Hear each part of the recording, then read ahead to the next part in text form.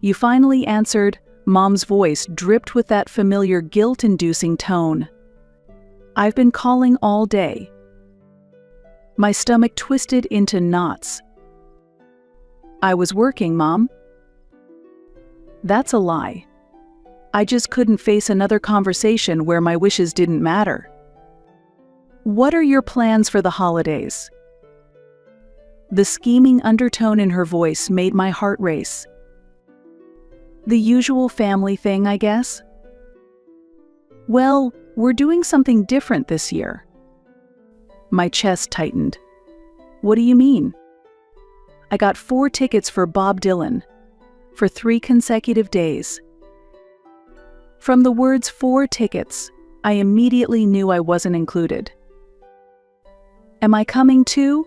I asked, already knowing the answer. Well, about that, we have something important for you to do. My mouth went dry. What exactly?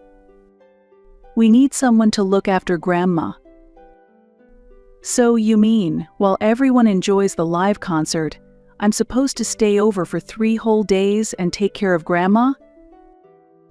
Don't be so dramatic. You're always taking care of Grandma anyway, right? Besides, it's not like you have other plans, right?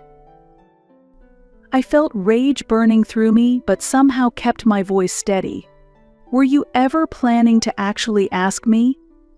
Or did you just assume I'd agree like always? Of course I thought you'd say yes. You've always been our reliable girl, putting family first.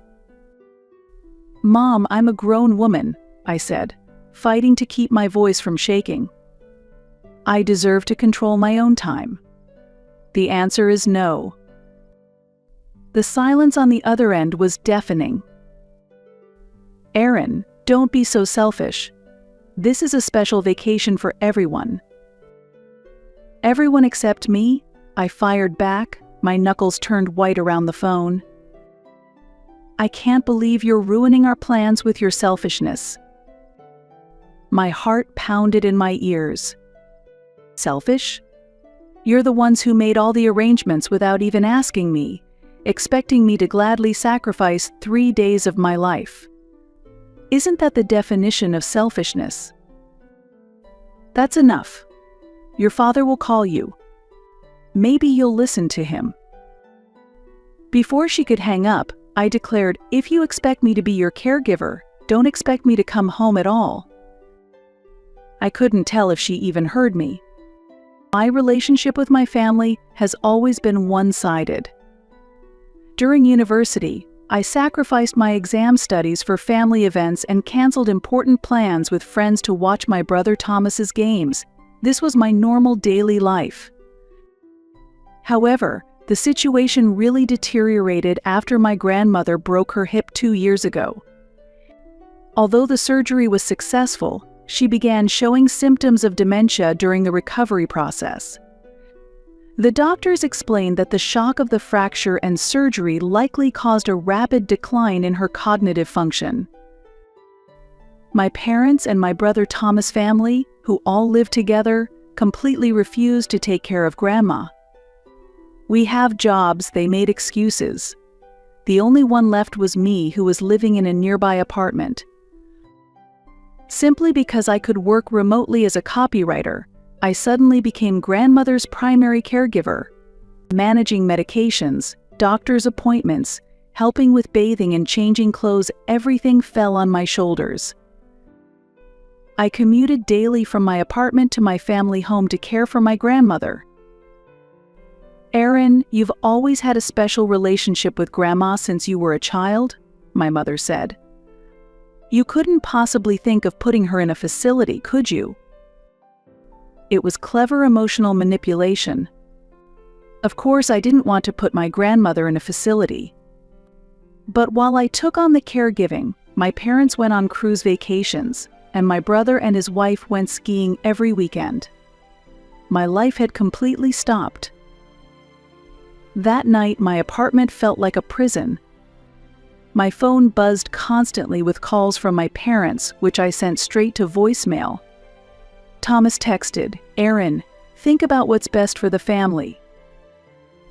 I laughed bitterly. In this family, what's best for the family always means sacrifice yourself for everyone else's happiness. I collapsed onto my sofa and called Kayla. She knew all too well what I dealt with. "Let me guess, they're trying to rope you into caregiving again?" she asked immediately. This time is different. I actually said no. I don't have to go along with their plans anymore. Good for you. You've always given in too easily. You deserve your own time and space. But they won't stop calling, I sighed, feeling the weight in my chest. Dad keeps trying to reach me. Don't answer, Kayla said firmly. You've made your decision, right? They're just trying to wear you down. Thanks for saying that. I'm not being unreasonable, am I? Absolutely not, Kayla insisted. You're an adult. They need to respect your decisions. After we hung up, my phone rang again. It was from Dad. This time I answered. Dad, my answer is still no, I said immediately. Aaron, Douglas' voice was measured and calm. We're just asking you to show some compassion for your family. Me? Lacking compassion? My voice cracked with emotion. You're the ones who don't respect my time or my life. Fine, we'll handle the concert arrangements separately then. But could you at least come by that morning? Grandma really wants to see you. I hesitated, feeling suspicious but relieved at this reasonable-sounding compromise. Okay, I'll come just for that morning. But please stop trying to manipulate me into caregiving. I promise. Thank you, Aaron. After hanging up, uneasiness settled in my stomach. He seemed to give in too quickly and easily. Still, I felt proud for finally setting clear boundaries. For the weeks leading up to the concert, I continued to commute to my family home every day to care for my grandmother, but they did not discuss that day with my parents or my brother and his wife. I felt relieved but couldn't shake the feeling something wasn't right. The night before the concert, I texted my parents, "I'll be there around 11 tomorrow morning. See you then." Mom replied almost instantly, "Perfect, Aaron. Looking forward to seeing you tomorrow." I allowed myself a small smile. My relationship with my family had always been complicated, but I hoped I could enjoy visiting Grandma briefly while establishing my newly established boundaries. The next morning, I woke up early, packed Grandma's medication and favorite snacks, and loaded everything into my car. I'd chosen things I knew she'd appreciate: her favorite tea, some audiobooks, and photos from my recent work projects.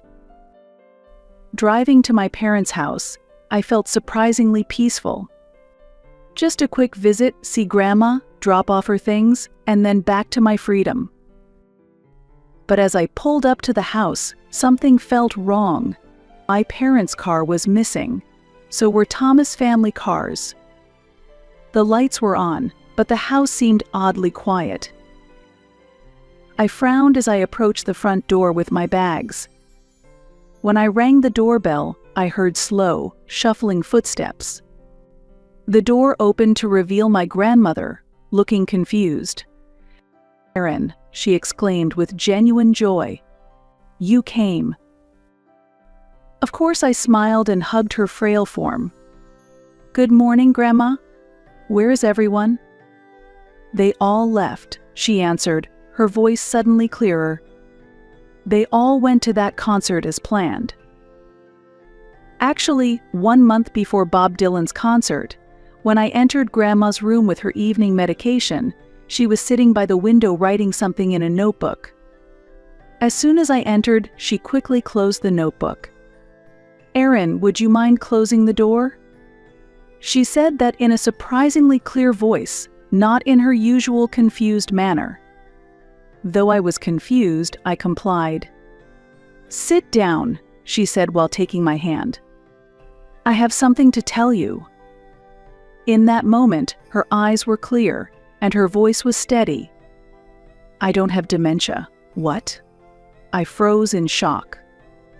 "You seem shocked," she smiled. "After my hip surgery, I was indeed confused temporarily.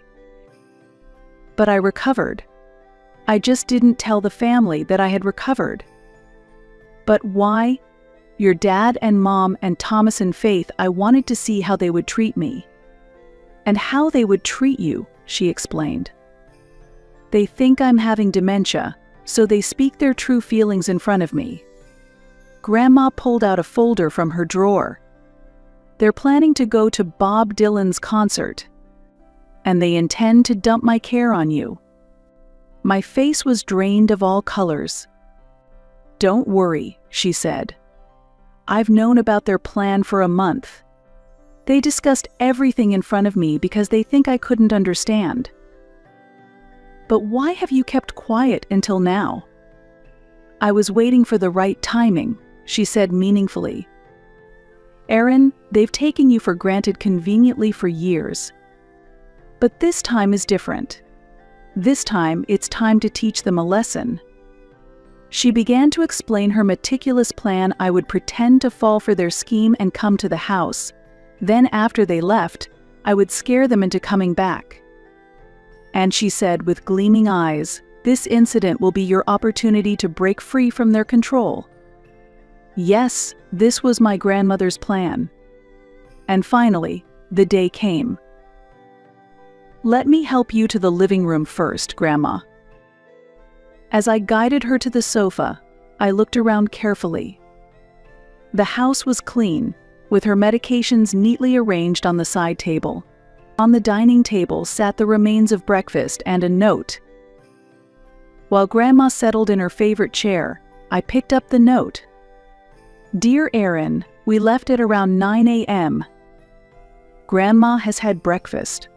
There are 3 days of prepared meals in the fridge. Instructions are attached. Emergency numbers are on the fridge. Make sure she takes her 2 p.m. medication. With love, Mom."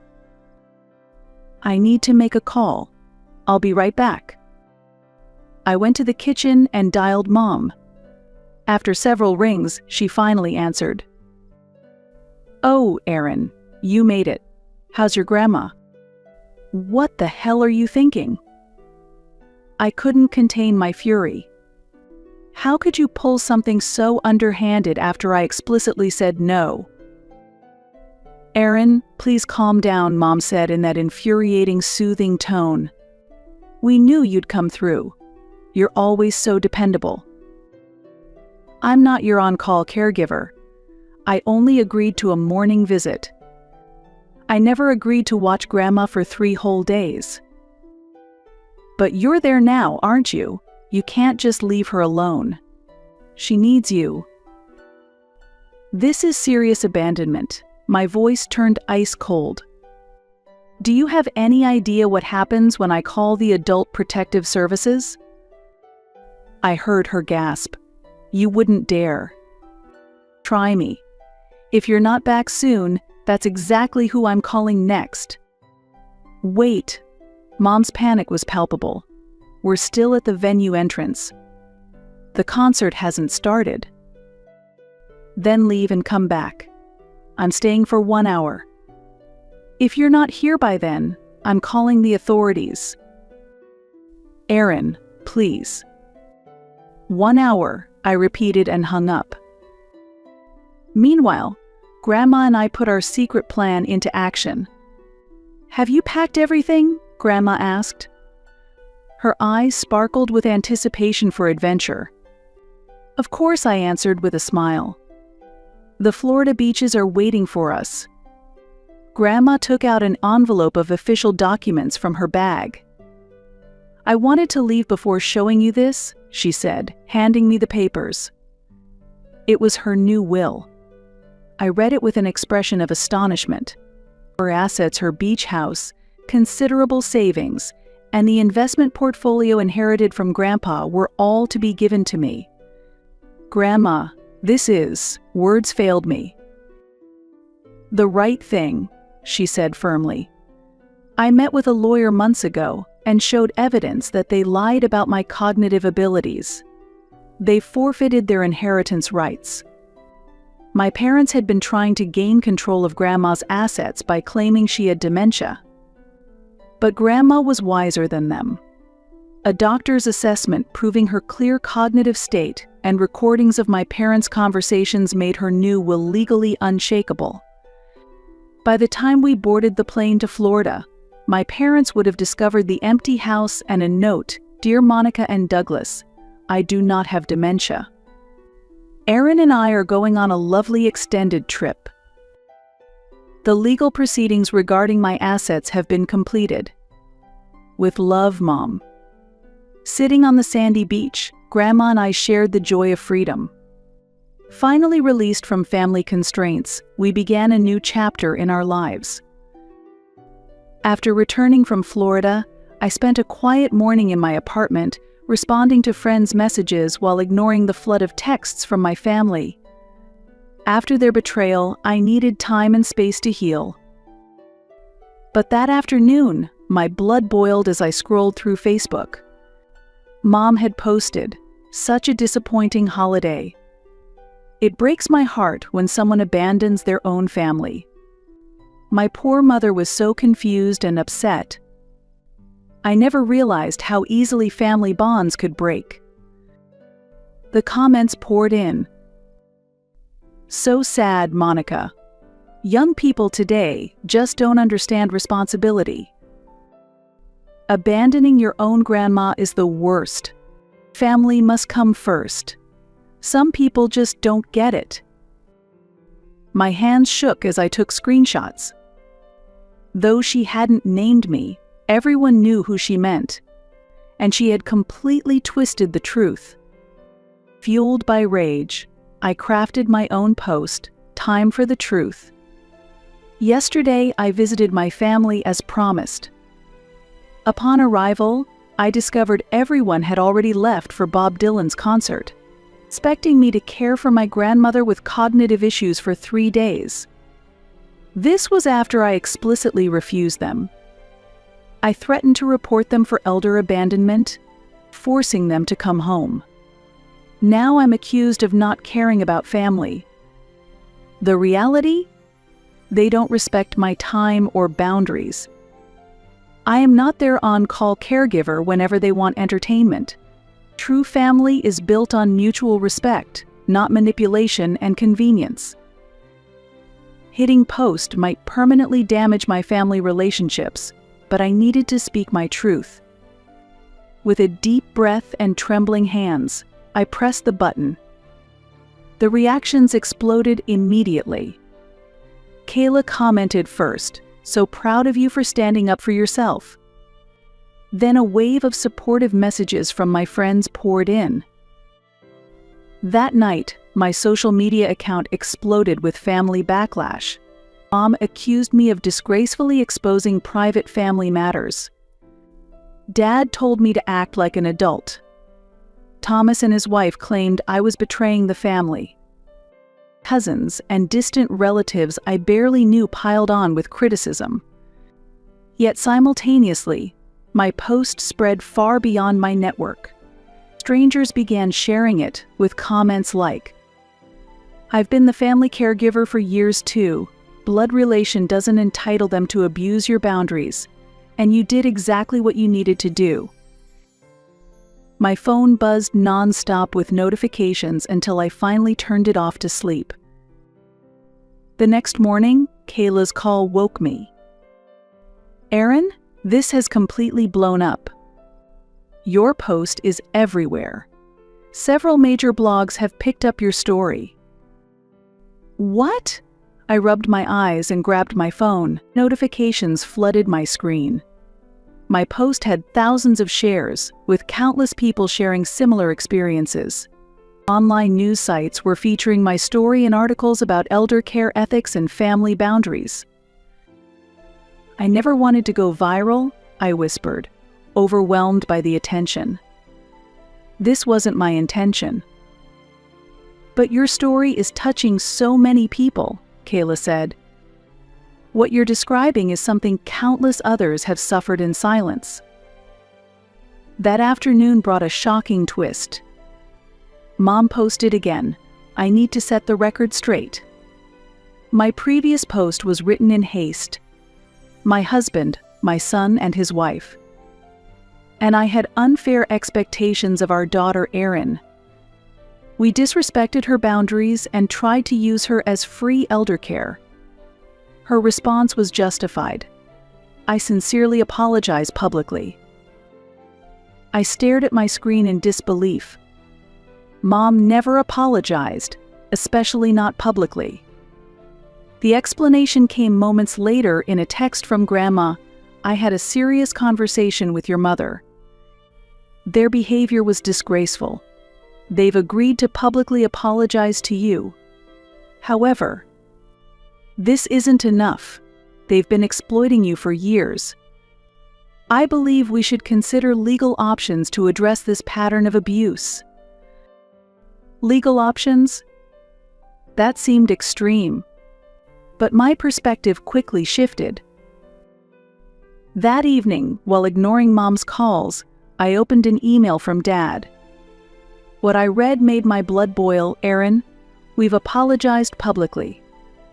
But you need to examine your own actions. Threatening elder abuse reports is completely excessive.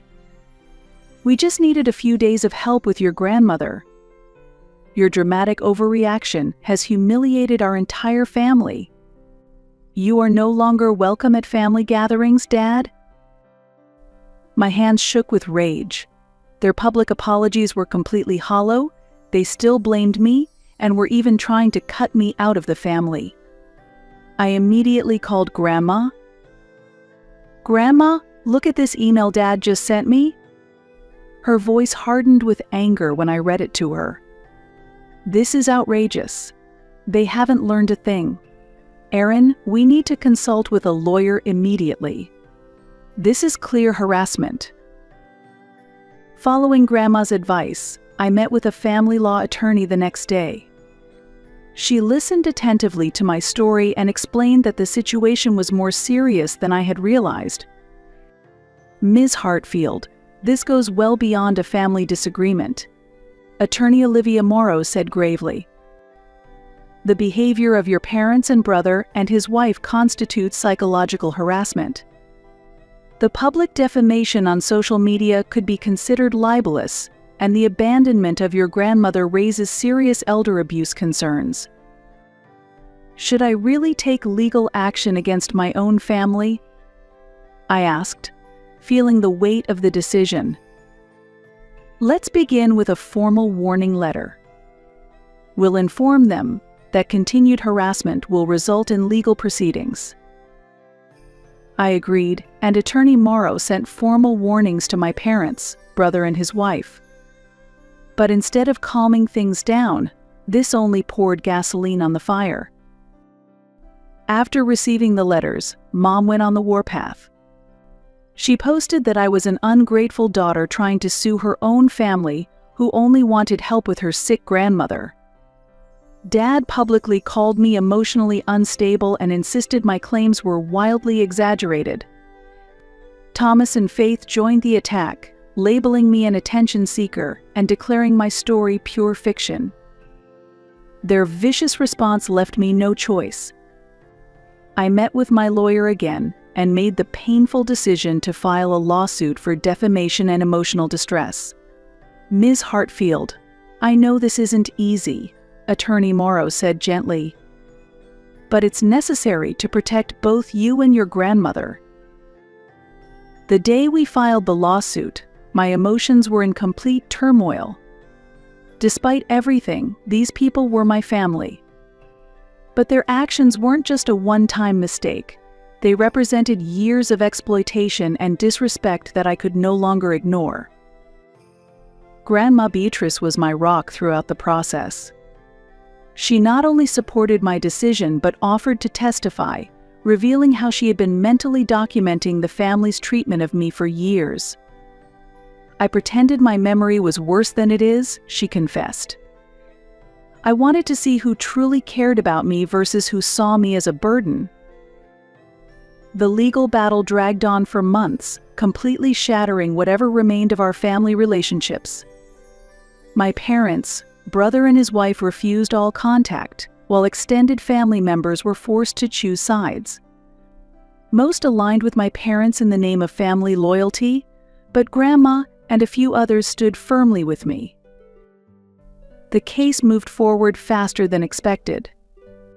My lawyer methodically presented evidence of the years-long pattern, the concert day incident, and the vicious social media campaign that followed. Grandma's testimony proved devastating to my parents' case, as she revealed with crystal clarity how they had systematically taken advantage of me for years. The most damning evidence came from the social media posts and private messages from my parents and brother and his wife. Their own words exposed their malicious intent and harassment more effectively than anything else could have. The judge ruled decisively in my favor, issuing a restraining order against my parents and brother and his wife, awarding substantial damages for defamation and emotional distress, and ordering them to publicly retract their false statements about me with a court-approved apology. The court finds that the actions of Monica Hartfield, Douglas Hartfield, Faith Hartfield, and Thomas Hartfield constituted clear harassment of Aaron Hartfield and caused severe emotional distress, the judge declared firmly. Family relationships must be founded on mutual respect, and the defendants have fundamentally violated this principle. Additionally, their abandonment of Beatrice Hartfield, despite her cognitive challenges they themselves emphasized, demonstrates a disturbing disregard for elder welfare. Leaving the courtroom, my heart felt both lighter and heavier simultaneously. I'd won my case and defended my boundaries, but the cost was losing half my family forever. "You did exactly what was necessary," Grandma whispered, squeezing my hand with surprising strength. "Some wounds may heal with time, but you must never compromise your dignity or self-worth for anyone, even family." In the months following the verdict, their lives were transformed dramatically. The case had been covered extensively in local media, devastating their carefully cultivated community reputations. Dad was forced into early retirement from his accounting firm after 30 years when clients began requesting different representatives. Mom resigned from her executive position at the marketing company when colleagues stopped including her in meetings.